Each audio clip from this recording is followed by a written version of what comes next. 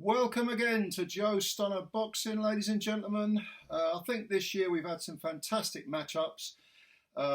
We just had Haney versus Prograis, we had Spence versus Crawford, Inoue against Stephen Fulton was considered, competitive. But here's the thing, not all of them have been competitive. Some of them have been very one-sided, surprisingly so. None more so than Haney completely whitewashing Prograis. But this coming Saturday, we've got another one that people are saying, oh, this is going to be a very tight fight. There's no doubt it's a fantastic matchup.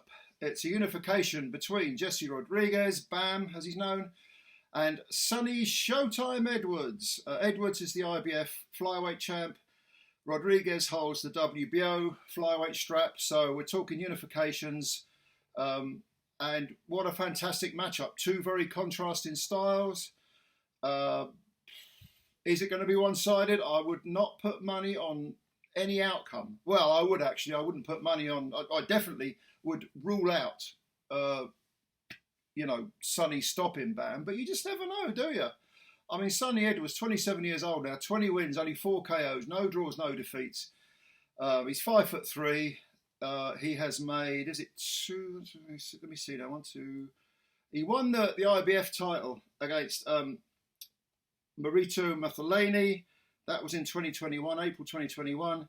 Unanimous decision. One guy had it a whitewash. I think Ian John Lewis had it 115, 113, which is probably why he's no longer a member of the board. Steve Gray, I think, had it 118, 111. So it was an easy win for Sonny, and he picked up the IBF title. That was, like I say, back in April of 2021. Since then, he has made 4 successful defences, all 12-round decisions. He beat Jason Marma 16-0. He beat Mohamed Wasim, who was 12-1. He beat Felix Alvarado, who was 38-2. He beat Andres Campos 15-0. That was his last fight. And he beat them comfortably, although it does bear mentioning that a lot of these fights, the other guy won rounds, maybe 2, 3, 4 rounds. There were a couple of, against Mohamed Wasim, for example, there were a couple of 115, 111s. So it's not as if he's whitewashing everyone. And I think that's because sometimes he seems to appear to sort of take rounds off or to conserve energy, or however you want to phrase it. He seems to sort of, go down a little bit, go down a gear to stretch himself over those 36 minutes. But he's never really been, he's never been tested, not really. Prior to his world title win over Mathaleni, he scored a unanimous decision, what else, over Thomas Asomba, which has aged very well because Asomba is the EBU champ now. But he was also, prior to that, he fought Marcel Braithwaite, and that was the British super flyweight title, not the flyweight title. And Braithwaite, who was 9-1 at the time, had him over in the 7th round. And it wasn't a major knockdown, but it looked like he got Sonny's attention, put it that way. And in fact, Sonny was cut over the eye, I think it was the right eye, in the 9th round. And Braithwaite has gone on to do some good things. I mean, he stopped Ijaz Ahmed in 9 rounds. That was only last October. He's now the British and Commonwealth champ. That was a rematch from a split draw they had earlier in the year, in March. He beat Ryan Farag over 12 rounds. And he also has split decision win over Thomas Asomba. So Braithwaite isn't a bad fighter at all, probably European level. So that has kind of aged well, that result. And, again, he had Edwards over. We can't overlook this. I've seen Edwards in the flesh. I saw him earlier on in his career. I've sat ringside to watch him. And I remember thinking at the time, this guy is annoying because there's a lot of wasted energy. There's a lot of bouncing up and down. There's a lot of, it's almost like he's fighting with ADHD. You know what I mean? And I thought, no. I was taught you never, ever, at any point during a fight, have both feet off the floor at the same time. There's moving. There's even running. But you do not jump up in the air at any point, because it only takes a split second to throw a knockout punch, and for that half a second that you're off the floor with both feet, you are completely powerless. You know, you're just there for the taking. And if you get a rhythm, moves a lot, very quick feet, he's in and out, he's side to side, both hands. There's no doubt that he does, like I say, he does have rounds where he either takes them off or he loses concentration perhaps. Sometimes he's throwing punches for the sake of throwing punches, which, again, I don't like it. You know, speed is a tool. And everyone says, oh, speed kills. Speed is a tool. You've got to use it correctly. And also timing can beat speed. And Edwards is someone, I think, in the past anyway, who can be timed, definitely. Now, if you compare that to Bam Rodriguez, who is, I think, 4 years younger than, I think Sonny's 27 or 26. I think he's 27. Bam is 23. Hard to believe, really, because he's a two-weight world champ already. He picked up the WBO flyweight title with a win over Christian Hernandez, a unanimous decision. He did not look fantastic doing that, and in fact, he did lose a few rounds. I mean, it was a sort of 116, 112 sort of fight, I thought. Prior to that, he absolutely flew as the WBC super flyweight champ. In fact, he began his career at light flyweight, moved up, and in fact took on a fight at superfly. I think he was a late substitute, and that was against Carlos Cuadras, who was a very, very highly established lower weight guy. Bam at the time, I think, was only 20 or 21. In fact, I think I'm right in saying he's the first world champion to be born this century. That's I'll have to check on that, but I think that I read that somewhere. But anyway, against Cuadras, he was facing a hardened veteran. Gaio came in with 39 wins, four defeats, one draw, and had beaten some great names, and had fought a who's who of the lower weight classes, whether he was winning or losing. Everyone from Juan Estrada to McWilliams Arroyo. He'd fought Gonzalez. Lost. I mean, he lost those fights, but come on, this is a who's who. And he did have some good wins. He beat Sangsak Mansour. I always want to call him Sangsak Mansour. He beat Sorungvasai, because his name is Wanek, isn't it? Wasaklik Wanek or something, I don't know. But I get these names confused. Well, call him Sorungvasai. And at the time, Cuadras, he had a win over him. He'd mixed with the absolute very best, and people were saying it's probably too young for a kid jumping up from light flyweight to face this, very tough veteran who at the time I think was 33. Now, of course, we know what happened. Bam put on a fantastic performance. I mean, completely befuddling and bewildering Cuadras, winning a very clear decision. And then he followed that up with a fight with Sorungvasai and stopped him in 8 rounds, which was, I think that's his best performance to date. Fantastic performance. Absolutely flawless. And even had Sorungvasai, who was as tough as teak, he had him over and then stopped him on his feet. Don't forget, Sorungvasai has 2 wins, one of them a stoppage over Chocolatito. And even though, again, you can argue, well, Cuadras and Sorungvasai, or Wanek, or whatever you want to call him, they were past their best. Yes, okay, I accept that. But this is a 21, 22-year-old kid we're talking about here, who was putting on, fantastic clinic performances against tough veterans who'd seen it all and done it all and been there and, bought the T-shirt and all the rest of it. And then he followed up the Sorungvasai victory, Bam did, with a Israel Gonzalez unanimous 12-rounder. I think 2 of the cards had that wide, one had it too close, definitely a win. And he didn't look great. He didn't look great in that fight. He looked a little bit flat.